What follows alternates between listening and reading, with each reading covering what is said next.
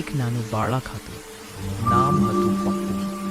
તે ખૂબ ગરીબ હતો, પણ તેનું દિલ બહુ મોટો હતો. તેના પાસે રમવા માટે માત્ર એક જૂનું ટેડી બેર હતું.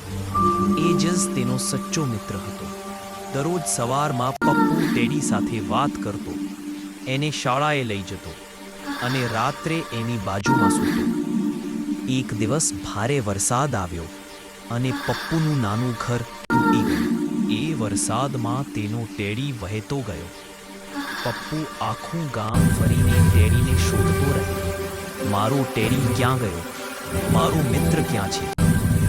કેટલાક દિવસો પછી એક માણસને રસ્તા પર એ ટેડી મળ્યો. તે એ ટેડી પપ્પુને પાછો તેનું દિલ પપ્પુએ ટેડીને ગળે લગાવીને રડતા પાસે રમવા માટે તું જ મારો સાચો મિત્ર છે.